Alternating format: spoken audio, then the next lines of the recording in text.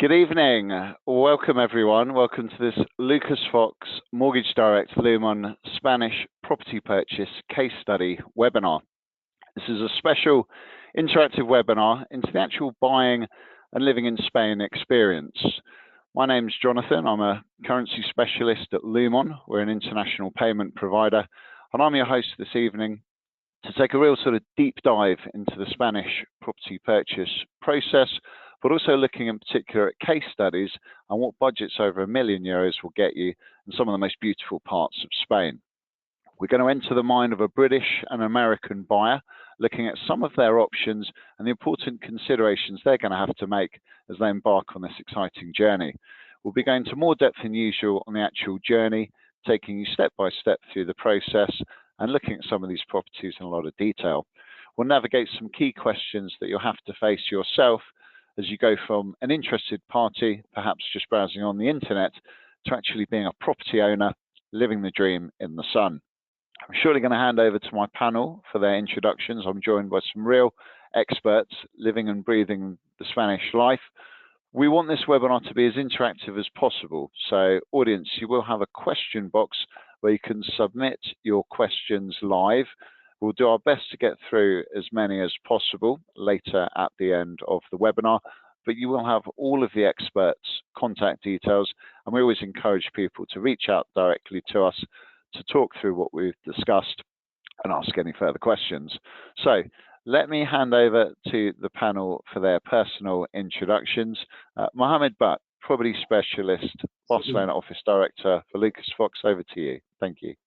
Thank you very much, Jonathan. Yeah, as you mentioned, my name is Mohammed Butt. I'm the Barcelona Office Director for Lucas Fox. We are one of the 31 offices in the group. I've been with the company now just shy of 9 years, heading up the commercial division and the activity for the Barcelona office, giving some insight also into the other city markets like Madrid and Valencia as well. And I think it's our fourth Lumon webinar together now, Jonathan. No? So got a nice series going. Perfect. Thank you so much, Mo. Great to see you. And Zandy Marcos, if we can hand over to you, our resident expert for Mallorca from Lucas Fox. Thank you. Thank you, Jonathan. Hi, good afternoon, everyone. Yes, it's my first Lumon webinar, so thank you so much for inviting me on the panel. I'm starting up the Mallorca office. I'm the director there. And my background comes from international schooling. So I moved into the real estate market following that previous life of mine. I'm very excited to get started into this webinar. Thanks again. Fantastic. Thank you, Sandy. And Kevin, we know each other well, our mortgage specialist for Mortgage Direct. Over to you, please. Good evening, everyone. So I'm Kevin Munger, one of the founders of Mortgage Direct. We're one of the largest mortgage brokers in Spain. We have more than 50 advisors, or 55 actually now. So we've got more than 35 that focus on international buyers, and we have another team of 25 that look at the national market, so Spanish nationals. We have advisors based all around the country, including the islands. I'm here in Tenerife this week visiting, and we speak 8 different languages: English, Spanish, German, Dutch, French, Portuguese, Italian, and Polish. So yeah, that's us. Perfect. Thank you, Kevin. And myself, Jonathan, well, so I'm a currency specialist at Lumon. We're an international payments provider specializing in the real estate market, looking after clients all over the world, buying property all over the world. We have offices in Spain and numerous people on the ground throughout Europe. And yes, always delighted to discuss the property buying process, but also the currency markets. It's been a particularly volatile time in the currency markets. I've done the job 15 years, and there's always something going on to move rates. And it's a very important consideration when you're looking to make a property transaction. So talking property transactions, that's what we're here for. Let's turn over to our first case study. We're going to look at a British buyer buying in Mallorca. So who better than to handle this than Zandy, our property expert there. Zandy, if I can hand over to you, you can just introduce our case study for a British buyer buying in Mallorca. Thank you. Yeah, thanks, Jonathan. So I think this is quite a nice case study. So we got a buyer who's got some experience under his belt, or her belt, who's coming from the UK. Has got some money to spend on a second home, and has thought that, you know, Balearics is nice, and what better place than Mallorca. Ideally, he's looking for a property that fits in a little bit with the idea she has, or he has, for just enjoying the sun, coming over for maybe a few of the summer months a year, and relaxing, disconnecting, and breathing in the nice clear sea air. So we've looked at a property that we think fits this buyer and gets them into, you know, a little bit of what Mallorca has to offer at the base of the Tramuntana Mountains over in the north of the island. So Fantastic. Yeah, go on. Sorry, Jonathan. I was just going to say, if I introduce the next slide to look at what the budgets would buy, perhaps you can run through some of the different options that a lovely budget would get you over there. Yeah, so we've had a look around. You know, Mallorca is a relatively big island. If you go down to southwest and up to the north, you get quite a few differences in what you can buy. Southwest, as you may have heard, you know, properties can go up to around 19,000 euros per square meter, and if you go to certain other areas, rural areas, it's about 5,000 square meters. So it varies a lot. In the north of the island, for 1.4 million, especially with spectacular sea views, we think this is a fantastic buy. It's a holiday home. Yes, it's 172 square meters, 3-bedroom house. It's a villa. It sits in Cala San Vicente. It's a short walk from the town, and with all the amenities that you can possibly imagine, and supermarkets, very safe. And I think that this would be ideal for this buyer, because it really ticks all the boxes. And in terms of disconnecting and enjoying the life in Mallorca for those precious holidays, then I think it would sit quite nicely. Fantastic. So let's turn to some of the images we've got, and of course, Andy, do feel free to take us through some of these wonderful locations. The property is lovely. As you can see, the sea views are spectacular, and you've got on the left Calabarca, which is part of Cala San Vicente, and it's a short walking distance, as I mentioned. But this is a beautiful terrace in the morning to sit out here and just have a coffee, or if you want to enjoy your yoga, you know, or whatever that may be. That's a wonderful opportunity just to soak in and just enjoy what it is to be on the island. So tranquility, peace, and disconnection, this would be ideal for it. I'm a keen swimmer. I'd love to get in those crystal clear waters. Looks very inviting. Oh, come on then, let's do it. You know, I do triathlon, so I'm a keen open water swimmer as well, and this suits me absolutely perfectly. Early morning swim, the water's lovely and peaceful, perfect temperature, flat, and it's just gorgeous. I mean, you really, you know, we talk a lot about disconnecting, but this is true disconnection at its best. Yeah, you have some lovely hills there for riding your bike and going for a run as well then. Yeah, I mean, for those of you that maybe don't know too much about Mallorca, it's of course famous for being a holiday island, but all year round. I mean, especially for outdoor lifestyle, cycling, swimmers, running, horse riding, you name it, and it's incredibly safe and just top quality. You couldn't get any better than this. In the summer, maybe in the midday heat, you know, take your siesta, but apart from that, it's perfect. Very good. Well, let's look at some more images, and we've got, of course, there some wonderful craftsmanship, very high quality spec on a lot of these properties, no doubt.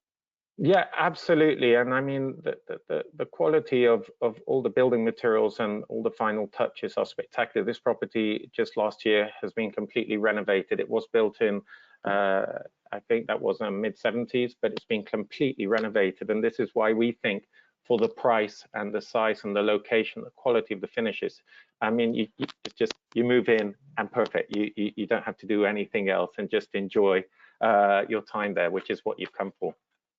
Sounds fantastic. Well, we've got some more sea views there, whetting my appetite. I'm in central London at the moment, very far away from the sea, and it's very hot here at the moment. Probably not quite, I know it's not as hot as it's been in Spain, but yeah, those waters looking particularly inviting for me. We'll just look at some more wonderful images of the area, and yes, anything more you want to add on Yeah, this particular property yeah, there, I mean, Sandy? just to add, of course, there's the lifestyle and the wonderful culture and food of the island, but also at night time, it's wonderful to sit out in the terrace under the stars and really just soak in and just enjoy it. I mean, the house has a wonderful area for guests, so you can have guests over and really sharing the experience, which is what it's all about. I mean, it's just glorious. Oh, fantastic. Looks very exciting. Well, you can speak to Sandy and obviously all of our panelists directly if you've got questions on this particular property. Very happy to explain more. Of course, viewings can be arranged, and there's plenty more wonderful properties like this on the island. So Absolutely. Thank you very much, Sandy, for your review there. And of course, we found this wonderful property. We're whetting our appetites, but we've got to buy it. We've got to get the money together. Kevin, what would our British buyer have to think about there if we're looking at some mortgage options? Okay, so the big difference here is this is a British entrepreneur with their own company.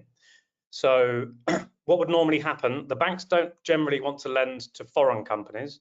So this entrepreneur would have to constitute or establish a Spanish limited company, which would be owned, generally speaking, 100% by their company in their home country, in this case, in the UK. In general terms, when a bank here in Spain is lending to a company, which is, so we advise clients, if they want to get the best possible mortgage conditions, that they set up what we call a special purpose vehicle, an SPV. That means that company would be specifically for the purchase of the property. It wouldn't be a company with existing trading activity, and it wouldn't have trading activity post-purchase. What that actually means then is if it's set up in that way and it's classed as what the Spanish banks call patrimonial, so it's purely for ownership purposes, they would quite often offer the same conditions as they would offer to a person buying in their personal name. In this example here, we're looking at a Spanish SL, which hasn't been set up for that purpose. So the owner of the company, the British entrepreneur, they would want to carry out some activity with the Spanish SL after the purchase, which would be to rent the property out. So they're doing it as an investment. So they're not going to live in it as a second holiday home or a first residence. This is going to be partly to use for their own purposes, but also as a commercial venture. What that means is, so the maximum mortgage for somebody buying in personal name in Spain would be 70% of the price, or the value if lower. When it's a company where the bank is treating it like a commercial purchase, so it's not a patrimonial company, the maximum LTV would go down to 50 to 60%. So from 70 down to 50 to 60. So in this case, with this property price, we're looking at 700,000, 50%, up to 840,000. That would be the kind of range for a company where the owner of the company is telling the bank, I'm going to be renting out the property. In terms of the actual interest rate, generally speaking, and there are no hard and fast rules in Spain, so really it's on a case-by-case basis. When we're looking at mortgages for people under any circumstances, we always make that very, very clear at the beginning. We will take over the application and we'll negotiate you the best terms. We believe that these are the kind of parameters you need to be thinking about in advance, but there are no hard and fast rules. But what we generally find is that for a company purchase, it would be 1% higher than what it would be for an individual buying in their personal name. Or if it's an active SL, that means it's the same thing. So 1% higher, generally speaking, than if it's an SPV company that's just for the purchase. So in broad terms at the moment, what would that look like in terms of the interest rates? We would say for this type of operation, you would be looking at probably somewhere 3.75% if it's an active SL, an active limited company, or 2.75% if it's a patrimonial. What does it look like in terms of the length of the term of the mortgage?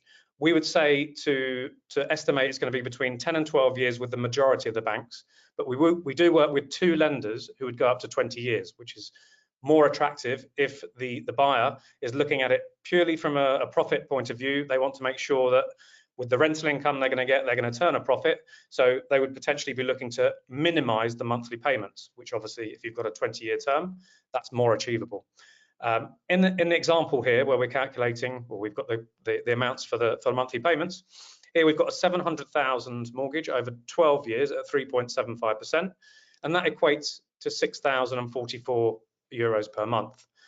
If they were buying a property, going for a 60% mortgage with a much higher term, 20-year term, with a 1% lower interest rate, we'd be looking at 4,500. So there you get to see the difference between a company which will have a trading activity with a bank that will only do a 12-year term, compared to a bank that will go up to 60%. So this is basically, normally we're talking about a company that would not be having any activity. There you could do it over a 20-year term at 2.75%, and you're looking at 4,500. So it's quite a difference, around about 1,500 euros per month cheaper, which is going to be more attractive to somebody that's actually looking to make a profit out of the purchase. Two things that we would say to think about before starting the process of the mortgage for a property in Mallorca. There's a lot of rustic land on the Balearic Islands, as there is all around Spain, but in particular, we would say in the Balearic Islands, it's more than in other areas of the country. With rustic land, you need to be a bit careful for two reasons. Some of the banks simply don't like lending on properties which are on rustic land, but don't worry, we've got a number of different banks who are very comfortable with it, especially on the Balearic Islands, because you've got a lot of what we would call kind of trophy villas, I guess, luxurious properties that have been built, they're fully licensed, they're legal, but they just happen to sit on rustic land. And in some cases, the very highest category of rustic land. We would be saying, be careful about the valuation. So sometimes we might say to the clients, let's do the bank valuation before we get too far into the process. Because in that bank valuation, you have more occurrence of what they call conditions surrounding the value on rustic land and compared to urban land. So they're the two main classifications for the land, urban or rustic. And within the rustic classification, you've got different classifications again. And the highest classification for rustic land, which is the most protected land, I believe, in the whole of Spain, is in the Balearic Islands. So on those classifications, if you're buying a property that's been there for 50 years, generally speaking, the banks will be happy to lend, unless it's way outside of the parameters for the type of land. But what might happen is that somebody might have bought a property, I don't know, in the 80s, 90s, and then they've built on bits of property afterwards, and it doesn't fit within the criteria for the amount of land that they have. So generally speaking, you might have to have more than 15,000 square meter plot in order for you to be able to build certain amounts of constructed buildings on there. And if for the highest classification, it's usually more than 25,000 square meters, which is a very large plot. So just to be careful, that's our comment on that. And then the other second thing is the military permit. So around Spain, there are areas which are considered to be sensitive areas from a military perspective. The Balearic Islands is considered in this category. And for that, anybody that's a non-European has to apply for a military permit. And that can take anywhere between a month to 6 months. So again, it's just something you need to bear that in mind right at the start of the process. What would you say about that, Zandy, in terms of how do you advise your clients on the military permits? Yeah, I mean, this is something that, obviously it sounds a little bit alarming when you're talking about military, what you're talking about. But honestly, from our point of view, it's just, you have to be aware of it. It's extra paperwork, yes, and it could delay the deal going through, but nothing really to worry about. It tends to be just a procedural aspect to the buying of a house, and it doesn't really stop the actual, whole transaction going through. So that's the general advice we give, yes. But it is something that pops up, and people do look surprised. What you're talking about, military, yes. Great. Some very important considerations. Thank you both. So we've had some questions come in, which is great. Thank you, audience. Do keep them in. I've got some questions for you on mortgages with this British buyer, Kevin, but actually we've got some for you as well, Zandy. So just asking, and fair question, with this 1.4 million, we've got what other costs would be involved. So perhaps you can just give us a light outline there of, what extra costs would be, need to be considered with this purchase, please, Sandy.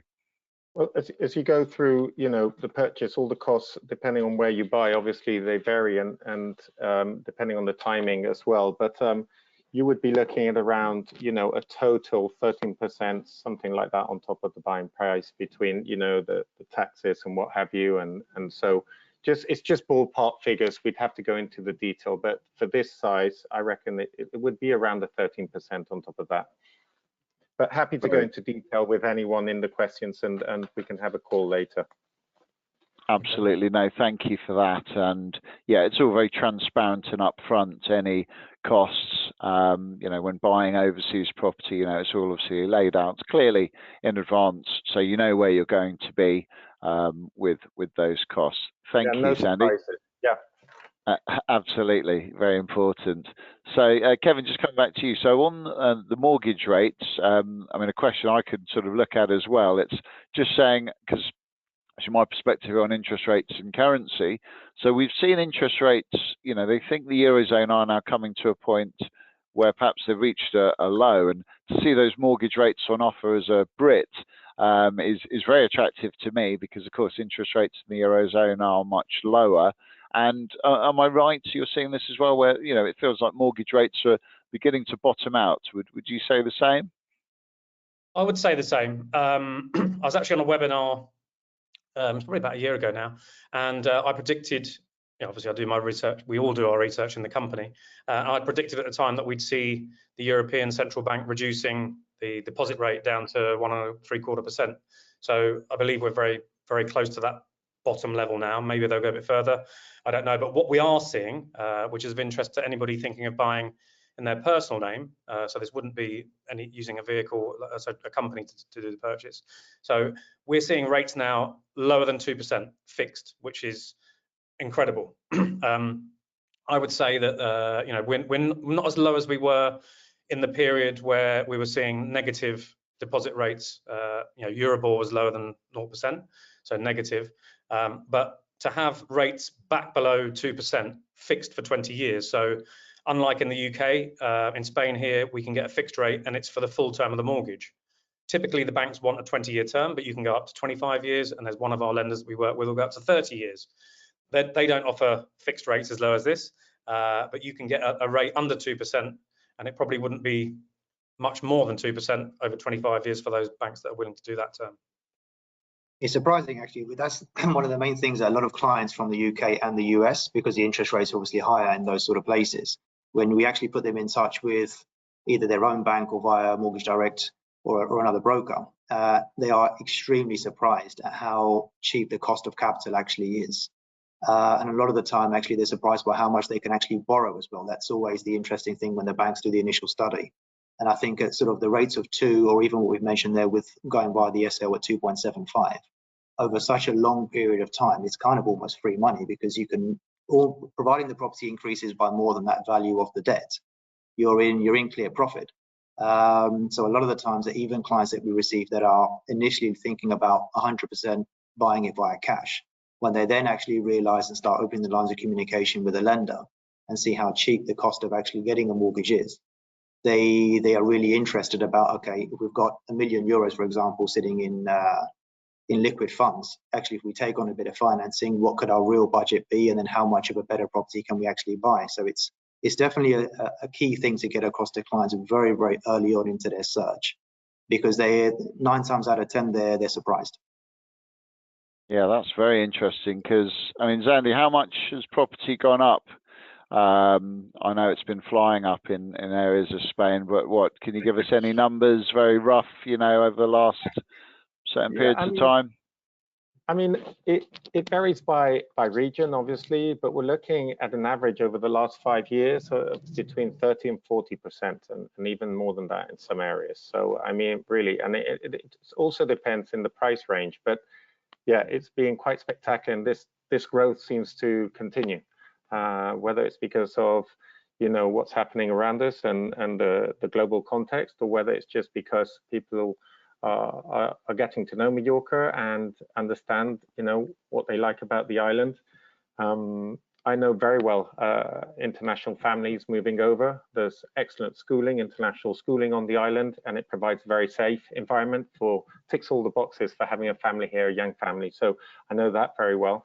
So it just seems to be a very, very robust market. Very good.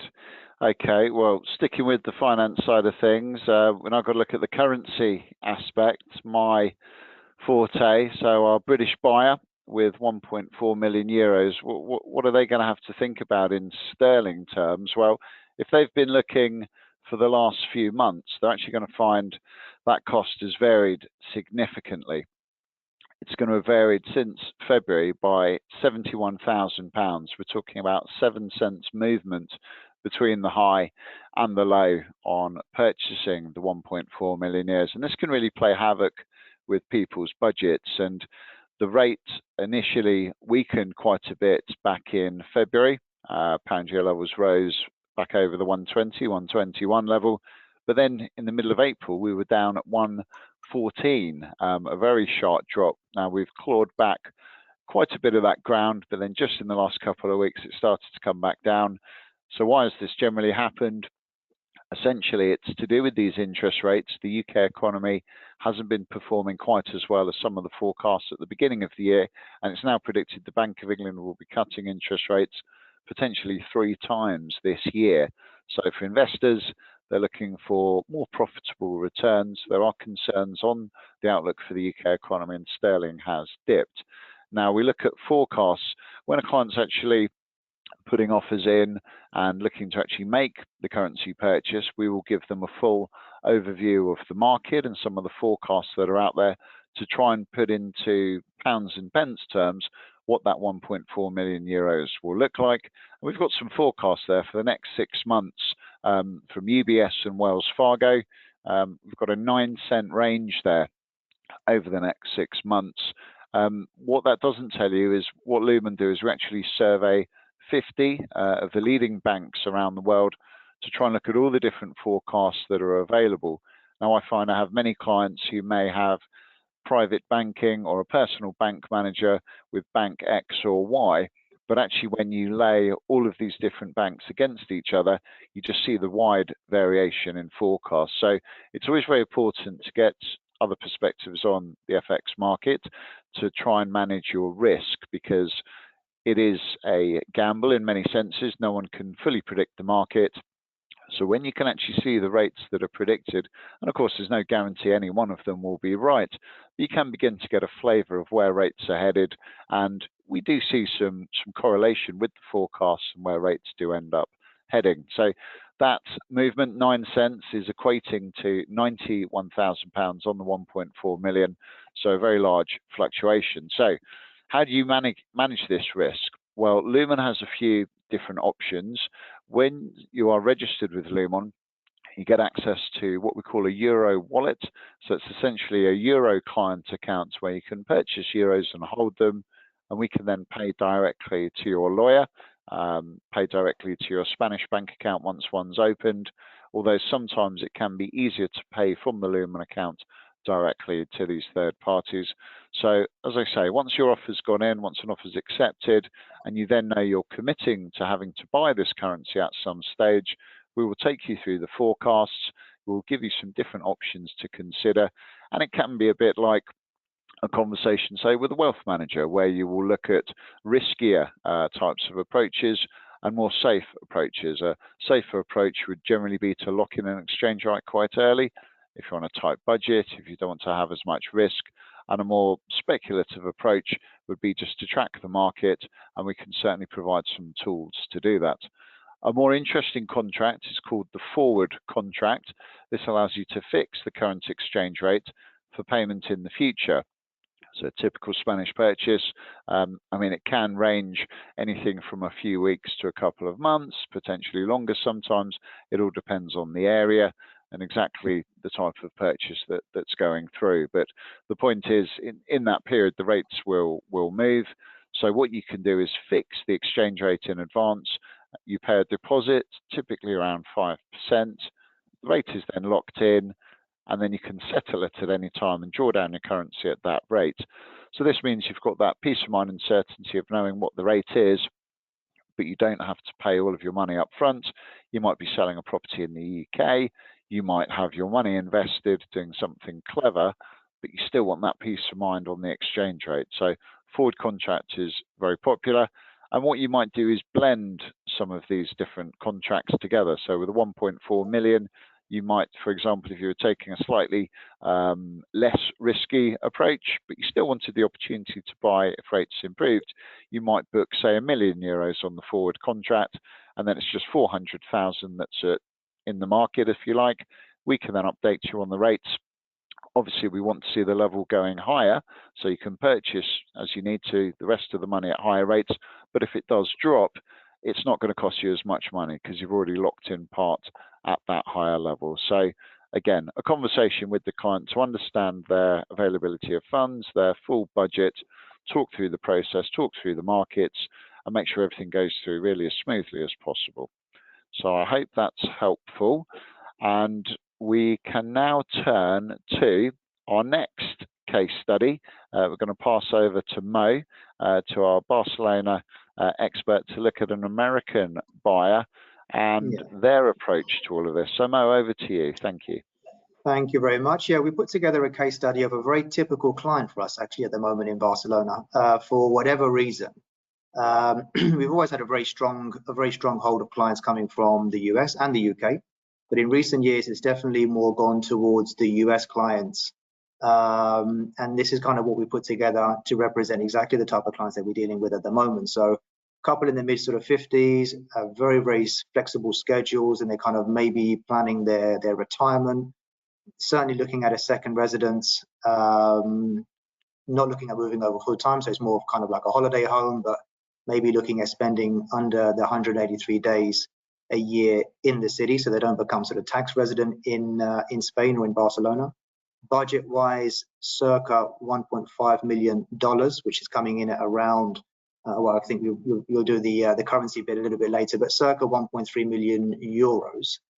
And the clients tend to want to be in the heart of the city. It's more apartment kind of living as opposed to, say, villas or on the outskirts. They want to be in and amongst the action and be very accessible. I guess having a look at their US lifestyle where everything needs to be in a car or they need a car to get around, the general theme tends to be we want to be walking distance from everywhere. So they want to be smack bang in the center of the city and not have to worry about getting around via a car.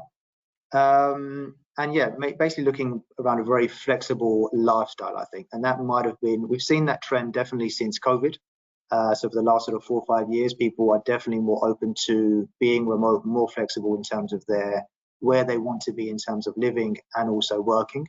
So this is definitely a very classic US type of profile for us at the moment that we're doing a lot of business and property transactions with. So maybe if we can go to the next slide, we can kind of get a feel for what they're typically buying.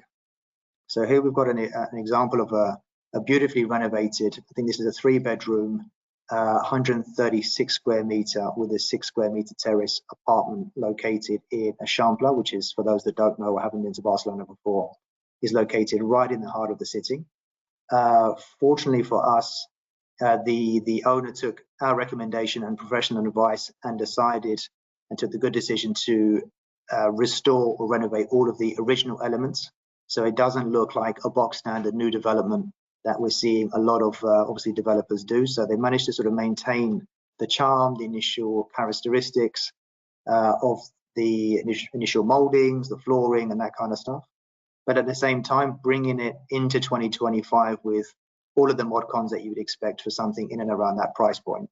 And obviously doing things like open plan living, amalgamating both the day and the night area, fully open plan kitchen and living space. And it's a kind of perfect fit for someone that isn't going to use it 365 days a year, because maybe that might be a bit too small for them. What we found is that a lot of US clients, probably because they're used to very big primary residences in the US, they're not really looking for massive spaces when they look for a second residence. It's something that is open, airy, comfortable living, but they don't really want to take on 300, 400, 500 square meter houses or apartments. It's maybe a little bit too much to maintain. So this is kind of the perfect win for them, if you like. Beautifully renovated grand building, concierge, all of the latest sort of mod cons that you'd expect of an apartment. And one thing that I think we've certainly noticed, and maybe Sandy as well, that touched on earlier, we've seen the quality of the renovation projects being done in Spain really step up a caliber. I think maybe 7, 8, 9 years ago, their apartments were being renovated, but not to the same level of what we've really seen in the last 3 to 4 years. Much better quality of materials and a much better quality of workmanship now as well. that I would certainly say would rival anywhere in the UK or the US as well, which I think when you're dealing with those type of clients, they want to have the same quality, let's say, that they would see in their native countries. And I think that's where Spain has really stepped up their game when it comes to renovation projects.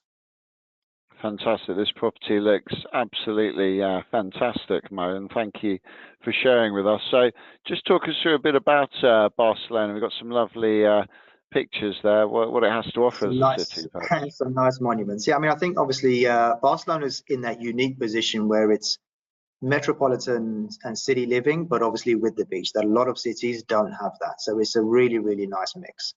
I think the one thing that surprises a lot of US clients is that amazing, obviously public healthcare system, but very, very affordable private healthcare system as well, which obviously they will need to have if they embark on taking a second residence here. And obviously it's a much more affordable than probably what they're used to paying in the US. And that's always something that surprises these guys a lot. Obviously it's steeped in history, a really, really great food scene at the moment as well. So if you're into sort of gastronomy, and that's something that is really, really cool. For those that are looking at maybe in terms of schooling for their kids, again, a lot of international schools that are there to rival any of the best in Europe. And it's a very accessible and livable city as well. As Andy mentioned in Mallorca, it's extremely safe. And for those that are maybe coming over with families, that's always a concern for their kids. And even those that are looking at sort of partially retiring, I think a lot of people now are looking at the safety of the property and the safety of themselves as well. And I think for Barcelona, for the type of city that it is, it's extremely safe, which is something that a lot of clients obviously naturally are taking into account. So a beautiful place to live, although extremely warm at the moment, I have to say. The temperatures are insane. And property prices there have... Oh, sorry, Sandy, after you. No, just to add, remember in winter, it's a couple of hours drive away from the ski slopes. So that's also... Yeah, I think that's another thing actually. In winter, and if you did, for whatever reason, wanted to get out of the city on a weekend, jump in a car, and within 45 minutes to an hour, you're in beautiful Costa Brava with some really, really nice, beautiful spots as well. That's really accessible. So it's got the best of both worlds. As in winter, amazing skiing resorts, and in summer as well, some really beautiful colours in Costa Brava to go and visit. Amazing. And Zandy will be able to do his triathlon training very easily in the city. I'm sure there's plenty of great gyms there, and of course you've got the sea and the beach not too far away. But yes, how's property prices been there, Mo? Just talk us through the market in recent years. It's been pretty solid, I have to say. I mean, as Sandy mentioned as well, it does depend on the area that you're looking at. But if we were to take the centre of the city, I think prices have been pretty steady and sustainable. I would say anywhere from compounding 4.5% to, let's say, 5.5% year on year, which is pretty safe and solid. I think we haven't seen a crazy level of growth where it's unsustainable, which obviously for us and for the people that live here makes a lot more sense. What we are seeing is a lot more redevelopment happening. So areas or buildings that needed redevelopment, obviously developers are coming in, putting the capex into those buildings and getting them turned around, which is creating a little bit more supply in the market. But and it depends where people want to be. Obviously, you've got the whole of the front sea line where you get a lot of typically more British clients that want to be by the sea, probably because obviously in the UK, based on the weather, if you're coming to Spain, you want to be close to the beach. But I would say that's kind of what we're looking at, between 4.5% to 5.5% year on year, which makes obviously for a pretty solid investment as well. And as I mentioned earlier, a lot of the clients that we're dealing with, typically we're advising them to take financing, even if they are a cash buyer, because the cost of the capital is so cheap over such a long period of time of 25, 30 years, providing the property increases in value more than the cost of the mortgage, which 99% of the time, touch wood, it will do. It makes a lot more sense for them to get a bit of bank financing. And I think from what we found, the Spanish banks the lenders' attitude towards non-tax residents or US or UK clients is very, very open. It's the same set of documentation that you'd have to provide as if you were a tax resident here, and they are very pro lending to non-tax residents as well. And it's a relatively straightforward process. So they've made it very, very smooth and facilitating it pretty easy for US or UK clients to buy. And of course, the Spanish economy has been performing exceptionally well, hasn't it, in the last few years?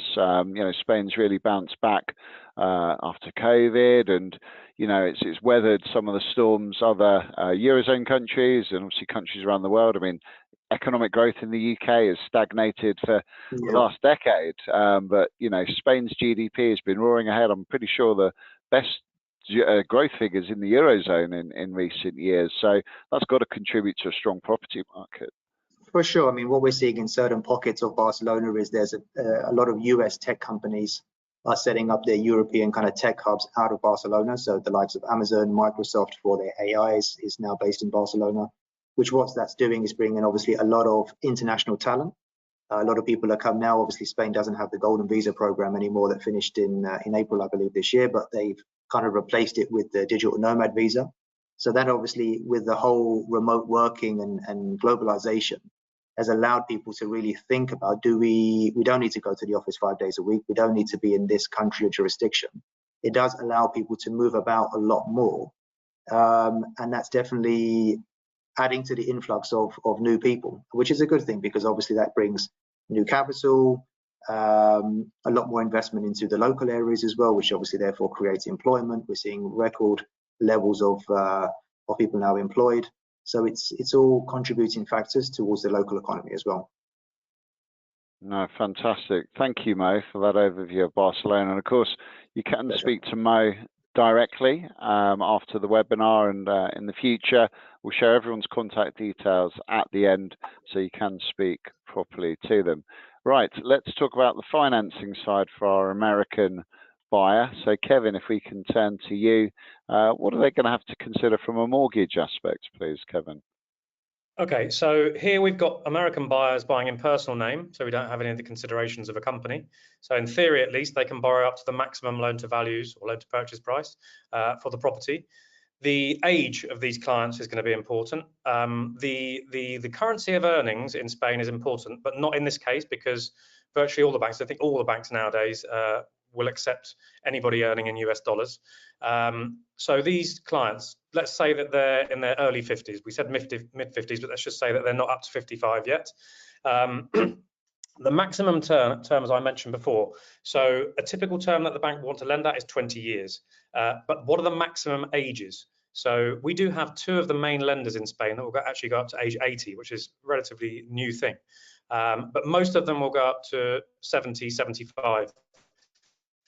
So when clients are approaching 55, that's definitely something that they need to look at, and the debt to income levels. So here in Spain, when the banks are looking at the affordability to decide whether the applicants are going to be able to repay the mortgage, they look at their net monthly incomes and their debts. So the longer the term, the lower the monthly repayment on the new mortgage, the more likely they're going to qualify under that affordability stress test.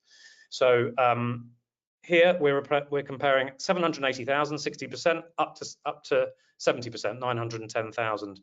And on the monthly payment, in America, 30-year terms are commonplace, and there's not an age cap. So it's quite important to realize what I've been saying, which is in Spain, typically for a US client, what we find is quite often the banks don't want to go higher than 60%. That's not to say it's impossible.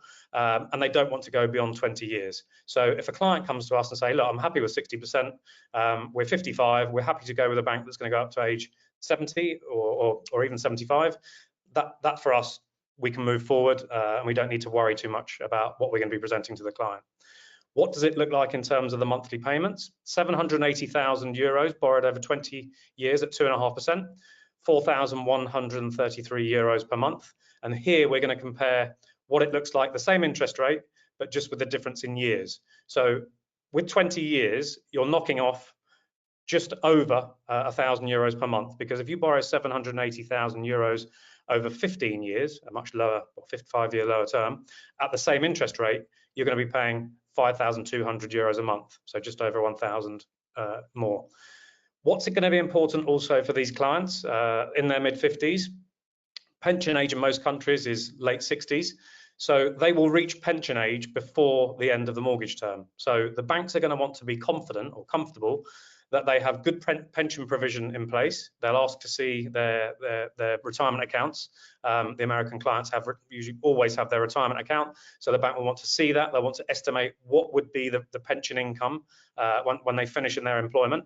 Provided that the figures work, the affordability stress test calculations are okay, then they will grant the mortgage up to the maximum age possible. Life cover, very important in Spain. Some of the banks insist that clients take life cover. Obviously, the banks are looking to protect themselves and also make a bit of money because the life insurance premiums are very expensive here in Spain. The good news for our American clients is virtually none of the banks can offer life insurance to them. For some reason, Spanish banks aren't able to set up life policies for our US clients. So that's a good point. Another thing to mention here, which Mo briefly touched on. So if you are going to take a mortgage, another reason that would be a positive is to mitigate or eliminate your exposure, not eliminate totally, but reduce it significantly by taking a mortgage, your exposure to wealth tax. Here in Spain, if you're a non-resident, you're still subject to wealth tax on your assets within Spain. If you buy a property for 1.4 million and you're a single person, you are likely to be exposed, you will be exposed to wealth tax. So in order to reduce that, potentially down to zero, you take a mortgage because that is offset from the the value. So value of your property, if you bought in cash, if you take a mortgage of 50–60%, you're going to reduce it in this case by 700,000 to 910,000. Perfect. Okay, thank you very much, Kevin, for that overview. So, currency aspects now for the American buyer, and we saw some pretty big numbers for our British buyer. It's even bigger for our American clients. We've had some real volatility on the US dollar this year. Of course, a change of government there, and we've seen some volatility in the market as a result of some uncertainty over trade and what that's going to look like. And the markets, really, the jury's still out on exactly what a lot of these trade tariffs will mean. There's actually a deadline coming up, July the 9th, for Mr. Trump, but a 90-day withdrawal on these tariffs, and that is coming to an end on July the 9th. So we're still actually waiting to find out the latest news. But essentially, I think it's important to point out the US dollar, whilst it's weakened lately, has been trading exceptionally strong against the euro in recent years, even the levels where it's dropped to now. I mean, I remember when $1 was buying sort of 60–70 euro cents many years ago. So, you know, it's now in the 80 cents. It was over 90. It was over 1 for 1 not so long ago. But more historically, we're sort of coming back to some of those longer term averages. But yes, put it in dollar terms, we are looking at, since February, since you put that offer in on the 1.3 million euro, $208,000 variation. That's a big amount of money. Unfortunately, it's become more expensive for our American buyers. So that is taken from a very strong point for the dollar against the euro back in February. And it just shows how things can change. We're talking really about the best part from 102, 103 up to the levels at the moment of 118, so about 15 cents movement in the last almost 5 months. So yes, some very important moves there. Just shows what can happen. What do the next 6 months look like? Well, we've got 16 cents of movement. So according to the Lumon FX research, where we look at all the research from some of the leading banks and forecasters out there, the trend does seem to still point to a weaker dollar, taking us to a slightly more expensive average across that period. By the way, these forecasts do change. We compile the information every month or so, and we're updating them constantly. And this is a feature of the currency markets. As I said before, no one on this planet can fully predict what is going to happen in the currency markets. And whilst we're very happy and interested to share this type of research, there's huge demand for it, as I'm sure you can appreciate. But the bottom line is no one knows, because the currency market is just a reaction to what is happening in the world. And of course, there's uncertainty out there. Markets will move according to the changes in the news. So that variation forecast ahead could be looking at a $195,000 variation on the 1.3 million. So what can we do to mitigate this? Well, again, you do have the forward contract that has been very, very popular. I did actually have an American client earlier in the year. He used this very, very successfully. And at the time, she took the forward contract out to protect part of her Spanish purchase. She was a bit disappointed with where the rates were. But actually, when it got to completion a month or so later, the market had still got worse. So sometimes we want rates, people look at the currency markets and think, oh, I'd like to go back to that moment in time and when it was really good, and anything worse than that is not a good rate. And if you're always looking at when the rates have been best, it is very easy to feel that you're getting a bad deal. But there's always been a worse time generally in the market. And as I say, the longer term averages on dollar euro rates, we are still holding on to some of those gains. But yes, the dollar does look like it could be in for some more turbulence ahead. Just to give you a bit about the euro that we mentioned, where the Eurozone possibly are going to be finishing cutting their interest rates. We talked about UK interest rates weakening the pound. The US are expected to be cutting interest rates. That's why these dollar forecasts have got weaker. But I want to contrast that with the Eurozone, where we do feel it does look like, according to the research, they're getting ready to stop cutting interest rates, and that could make the euro more attractive and potentially a bit more expensive. So these are the themes we'll be talking about with clients, and then we'll talk through the contract options.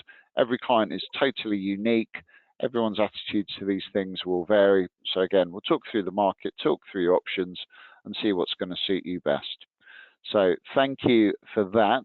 And I think now we've reached the end of our case studies, it's perhaps good just to reflect a little bit on the actual process with all of this, the buying process. So Mo, perhaps if I can turn to you, we'll just talk to the key contacts in the buying process. What are these prospective clients going to have to go through? Yeah, it's something I mentioned, I think, on some previous podcasts that we've done. And these are just kind of broken down to, I think, the key people you need involved in the real estate transaction when you're looking at it. So obviously, first and foremost, starting with a good quality, multilingual real estate agent. I think that's the cornerstone and the foundation of obviously that agent really understanding exactly what you're looking for in terms of location, spec, price point, and understands that the property has to work for you as well and what you want to get out of it. So that's the first point I would say.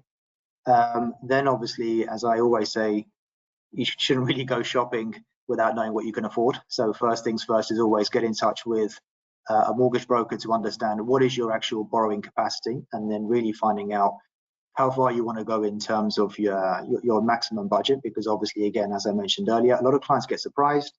The cost of borrowing is very, very low. As Kevin mentioned earlier about the wealth tax, that's a big thing that comes into play as well, that people need to factor in, especially when you're dealing with these sort of numbers. So really understanding what are your financing options, I think, is the second step. Then certainly, as you mentioned, Jonathan, now with so much sort of turbulent times or some things happening that can affect the currency markets, it's good to get some funds locked in. And we did a very similar thing to what you mentioned earlier, whereby a client sort of blocked off and already exchanged a portion of their funds, and they hadn't even started the search, but it was more like, okay, we want to have, in that case, it was $800,000 into euros already exchanged, and then obviously they went on to change a little bit more when we found them the perfect property. But it's that kind of peace of mind that they had already locked in a rate and had some funds already into euros. And then I think the final piece of the puzzle is definitely having a very, very good quality, again, multilingual real estate lawyer. A lot of people say, oh, I've got a lawyer, but they're a specialist in labor law or something else. But someone who's a good quality real estate lawyer that is used to dealing with real estate transactions, because they can get a little bit complex, and both on the islands and in the mainland as well. But again, nothing that can't be resolved and gone through if you just approach the overall transaction in a very methodical and well thought out process. What you don't want to do is start putting offers on something and then realize the currency's dipped and now you can't afford it, or you thought you were going to be able to get more borrowing from the bank than actually you can. So I think in these steps, this is the best way to really go about a property transaction if you want to have sort of a hassle-free approach to purchasing your home in Spain. Perfect. Thank you very much, Mo. We've had a few questions submitted, but we've only got a few minutes left. and certainly I get the questions shared to the experts. Thank you, audience. I think to use the time most effectively, we did have a bonus property that we wanted to share, and it'd be such a shame if the audience didn't get to see this. So I'm just going to move on now to our final slide, and Zandy, perhaps you can talk us through this with the help of Mo, just some of the options. A much larger budget would buy us in Mallorca. Thank you. Thanks for that. So yes, we're moving up in price point, right? What we have had is a huge influx of interest for what are rural properties or rural style properties. So we've chosen this finca of 5.9 million euros. It's a gorgeous new build.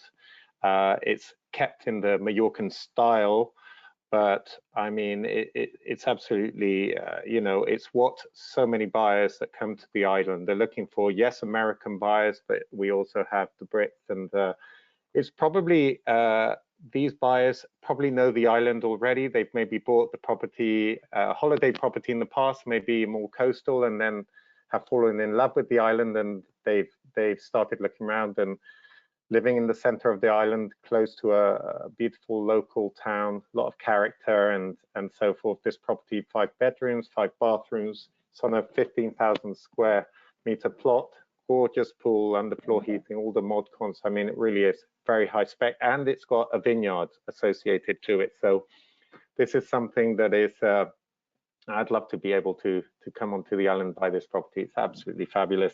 And it suits, you know, it's close to Palma, about 30 minutes drive, close to the sea, just another 25, 30-minute drives. But you really are enjoying what is the Mallorcan countryside. Beautiful olive groves, you know, almond trees, and peace and tranquility. And as we move into these higher price points, is there any change in the buying process at all? Are there any important extra considerations you'd need to make? I mean, the whole process is pretty similar. The main considerations, I mean, you mentioned earlier, the property transfer tax may increase once you start reaching certain values. And, you know, if you're looking at maybe property transfer tax of around 8%, that might go up to around 9, 10, 11%. If it's a new build, however, it's a flat property tax, so that's 10%. And then, of course, it's like any other property. You've got the stamp duty, which varies around 1.5 to 2%, notary fees, land registry fees, and potential legal fees. As I mentioned earlier, this could go up to around 13%. But I mean, this is a real lifestyle choice. You're coming to the island. It could be a primary residence where you're coming to really, you know, the next stage in your life, come and enjoy the lifestyle, and for your kids to live in a safe and incredibly, you know, enriching environment. Fantastic. No, thank you, Zandy. I'm just going to go back to this slide because I think it's time. I don't want to spend too long, you know. Fantastic. No, I'm definitely sold on that. Well, we've reached the end of the webinar, and of course, it's so difficult to fit in all the questions, all the points to consider when buying an overseas property. But thank you, audience, for your time and your questions, and to our panelists. Panelists, I'm just going to go around to each of you just to give a little outro and any just important additions you'd like to make, important considerations for prospective buyers. So Zandy, if I could just come back to you. Thank you. Yeah, I guess the final point is, you know, what we're seeing is for all our buyers to come out here, really check out the island. And my advice would be, yes, repeating a bit what Mo said, just do it properly. Don't cut any corners. Get really, you know, professional advice, and you know, it really is living the dream here. Fantastic. Thank you, Zandy. Thank you for your input. Kevin, over to you. Thank you. Just to say that, you know, before you start looking at properties, please get in contact with us. We'll do a free consultation, let you know what your budget is. We do mortgages right the way from 100,000 right up to 10 million plus, 15 million, 20 million. We're experts in the field, and we'd be delighted to hear from you. Fantastic. Thanks so much, Kevin. And Mo, finish with you. Thank you. Yeah, kind of echoing on what I mentioned before, and Sandy picked up on as well, is just to be really well organized, very well prepared.